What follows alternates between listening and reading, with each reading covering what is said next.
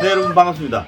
클림찌 낚시를 처음 시작하게 되면 바로 반유동 낚시를 배우게 됩니다. 여러분들 반유동 낚시를 처음에 배우실 때 어떤 찌를 사셨나요? 보통 저 같은 경우에는 1호찌를 샀었던 것 같습니다. 1호찌, 바로 반유동 찌 낚시의 기본이 되는 1호 구멍찌죠. 반유동 낚시는 먼저 상층이나 하층 등 수심을 고정해서 흘려서 고기를 잡는 낚시법 중에 하나죠. 가장 클림찌 낚시의 기본이 되는 낚시법이기도 합니다. 여러분들이 처음에 배우실 때 보셨던 글들이나 영상들이 있을 겁니다. 반유동 찌낚시에서 1호찌는 10m 미만일 때 써라, 2호찌는 20m 미만일 때, 3호찌는 20m 이상일 때 등 이런 글들을 많이 보셨겠지만 말은 이해를 하겠지만 마음은 이해를 못하는 경우가 상당히 많습니다. 이번 시간에는 상당히 많은 구멍찌들의 호수가 있죠. 이 찌들의 쓰임새 그리고 고부력과 저부력을 어떨 때 쓰는지 한번 알아보도록 할게요. 자, 가시죠.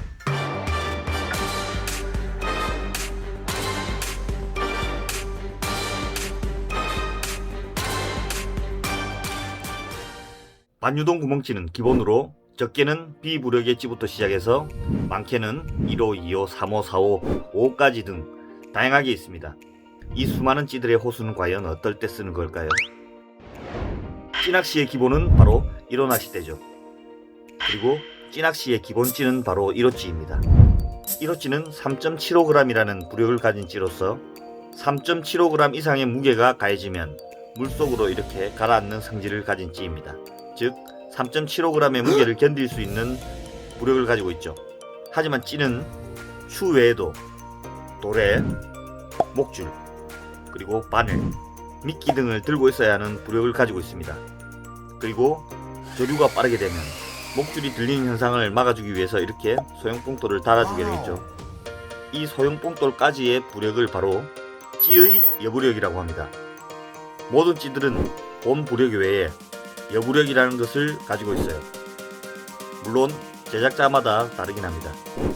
이런 찌들은 여러가지 모양과 여러가지 부력이 존재하는데 보통 통상적으로 여러분들이 알고 있기에는 0.5찌는 5m 내외에서 쓰는 찌다, 1호찌는 10m 미만, 2호찌는 20m, 3호찌는 20m 이상 등에서 쓴다고들 얘기를 많이 합니다. 그 이유에 대해서 한번 알아볼까요? 보통 잡어나 회어성 어종을 제외한 대부분의 고기들은 바닥이나 또는 수중에 있는 암초 주위에 먹이들이 풍부하기 때문에 바닥층에서 서식을 하고 있습니다. 그렇기 때문에 거의 대부분의 대상어들은 바닥층을 노리게 되죠. 우리가 익히 알고 있는 이론상 찌낚시의 기본인 1호 반유동 찌가 10m를 바닥 가까이 내려가는 속도를 기준으로 잡습니다. 그렇다면 양쪽 그림처럼 10m의 1호 채비가 내려가는 속도와 20m의 2호 채비가 내려가는 속도는 같아진다고 보는 것이죠. 하지만 바다는 조류라는 것이 존재하기 때문에 10m를 내려갈 때 받는 조류, 그리고 20m를 내려갈 때 받는 조류가 다르기 때문에 실제로는 1호 채비를 20m에 이렇게 빠뜨렸을 때 2배의 시간이 걸려야 되지만 조류의 저항이 있기 때문에 실제로는 2배보다 더 많은 시간이 걸린다는 것을 알 수 있습니다. 이렇게 밀리면서 천천히 떨어지겠죠. 즉 바닥까지 도달하는 시간을 단축하기 위해서 찌의 호수를 올리는 것은 맞다라고 볼 수가 있습니다. 네, 그렇다면 더 빠르게 채비를 내리기 위해서 10m의 수심 같은 경우 3호찌를 써서 3배 더 빠르게 내리면 안 될까? 라고 생각을 하게 됩니다. 정답은 당연히 됩니다. 낚시를 하면 할수록 점점 저부력으로 내려가는 경우가 많죠. 그에 반해 초보의 눈으로 봤을 때 차이가 거의 없을 것 같거나 또는 손이 잘 가지 않는 3B 반유동찌, 0.5호찌, 0.8호찌, 1.5호찌 등 미세한 차이의 부력의 찌들을 고수들은 많이 들고 있다는 것을 알 수 있습니다. 여기서 초보들이 궁금해하는 것 중에 하나, 바로 부력이 높은 찌는 예민성이 떨어질까? 1호찌와 2호찌는 예민성이 과연 떨어질까? 이런 궁금증을 가지고 있습니다. 하지만 실제로 보시는 것처럼 0.5호찌의 찌에 여부력 B를 가진 찌가 있다면 0.55 추, 그리고 도래, 목줄, 바늘, 미끼, 그리고 G2 정도의 봉돌까지 달아서 여부력을 거의 0에 가깝게 맞추어 봅니다. 그리고 3호찌 역시도 여부력을 거의 0에 가깝게 맞추어 보죠. 자, 이제 바다에 빠뜨려 볼까요?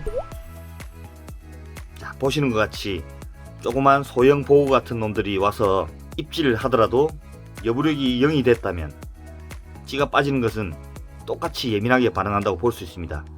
그렇기 때문에 초보 때는 빠르게 채비를 내리기 좋고 채비 정렬이 좋은 고부력질을 선호하는 편이죠. 그렇다면 0.5호찌보다 빠르게 내려가고 입질 또한 똑같이 예민하게 반응하는 3호찌를 쓰면 되지, 굳이 장점이 없을 것 같은 0.5호찌를 쓰는 이유가 뭘까 생각하실 타이밍이죠. 깊지 않은 수심에서 부력이 낮은 찌를 쓰는 이유는 바로 채비의 부드러움에서 차이가 나기 때문입니다. 구멍찌의 가장 큰 장점은 조류를 잘 탄다 라는 장점이 있죠. 막대찌에 비해서 파도가 오더라도 파도를 위로 타고 아래로 타고 왔다 갔다 하면서 채비를 들었다 놨다, 그리고 찌가 자연스럽게 채비를 끌었다 놨다 끌었다 놨다를 하면서 물속에 있는 대상어는 움직이는 먹이로 인식하거나 또는 시선을 끌어주는 장점이 있습니다. 이것이 바로 구멍찌의 가장 큰 장점이죠.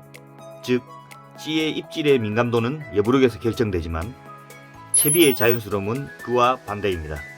고부력의 찌는 봉돌이 무겁기 때문에 저부력에 비해서 좀 더 둔탁한 움직임이 있을 수 있죠. 보시는 그림과 같이 저부력의 찌는 조그만 봉돌, 그리고 고부력의 찌는 그에 맞는 봉돌이 달리게 되겠죠. 아래 채비가 무겁다면 내려가는 침력이 좀 더 강하기 때문에 파도가 친다거나 조류가 가게 되면 좀 더 둔탁한 움직임이 있을 수 있습니다. 그에 반해 강한 조류가 오거나 또는 파도가 왔을 시 이런 움직이는 각도가 상당히 좁게 되며 팔랑팔랑거린다, 이런 느낌이 현저히 줄어들게 됩니다.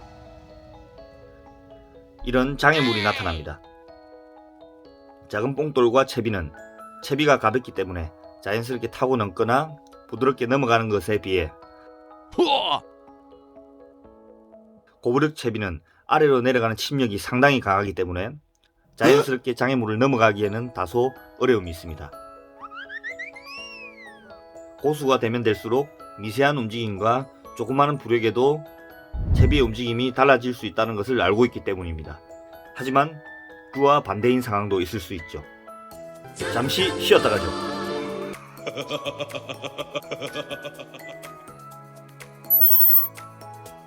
낮은 수심에서도 고부력질을 써야 되는 경우, 수심은 낮지만 고부력질을 써야 되는 상황도 있어요.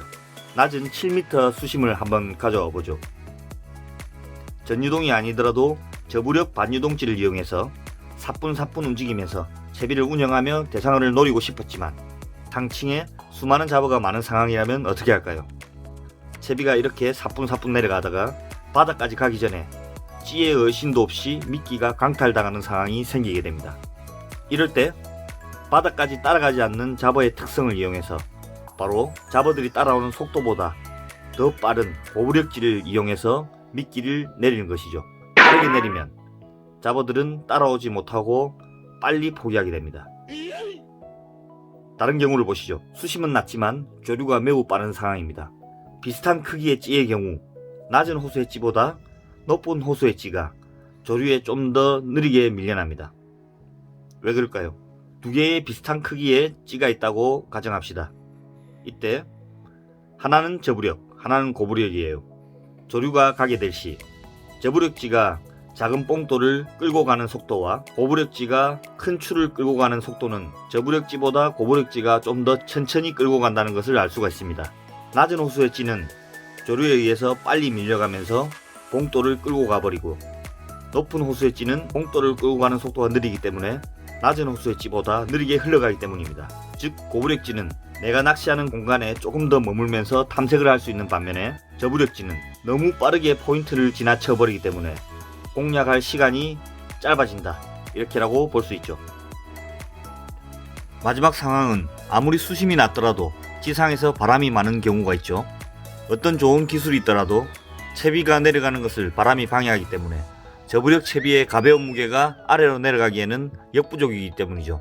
고부력을 이용하지 않으면 원줄이 늘어져 버려서 채비를 내릴 수가 없을 시에는 5m 아니 3m의 수심이라도 저부력을 이용한 전유동이나 반유동을 하기에는 힘이 들기 때문에 낮은 수심이라도 고부력을 써야 하는 경우입니다. 상황에 따라 고부력질을 쓰는 이유와 저부력질을 쓰는 이유에 대해서 알아봤습니다. 아직도 이해가 잘 가지 않으신다면 한 번 더 돌려보십시오. 네, 여러분들, 구멍찌에는 수많은 찌들이 존재를 합니다.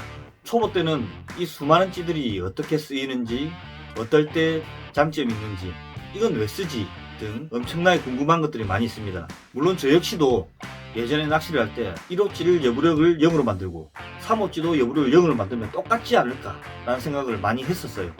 단연간 낚시를 다니다 보니까 이래서 이런 호수를 쓰고 이래서 이런 쓰임새가 있구나를 이해를 아주 천천히 하게 됐습니다. 참 그렇기에 찌낚시라는 낚시 장르가 정말 어떨 땐 과학적이기도 하고 또 너무 재밌기도 하고 정말 공부를 배우듯이 배우는 맛이 있기 때문에 사람들이 찌낚시에 한번 빠지면 돌아갈 수 없는 것 같기도 합니다. 하지만 물어볼 것도 없는 초보들은 정말 찌낚시를 어디서부터 시작을 해야 될지 어떤 것부터 해야 될지만큼 정말로 혼자서 배우기는 너무도 어렵기도 하죠. 여러분들이 좀 더 쉽고 이해하기 쉽도록 영상을 어떻게 만들까 늘 고민하고 고심을 합니다. 여러분들, 겨울철 낚시 사실 너무 춥기도 하고 그리고 대상어도 너무 안 잡히기도 합니다. 하지만 낚시를 하시면서 대상어보다 내가 이 겨울에 이런 낭만을 즐길 수 있다 라고 생각을 하시고 재밌고 즐거운 낚시 되시길 바랄게요. 정보가 유용하셨다면 구독과 좋아요 부탁드릴게요. 감사합니다.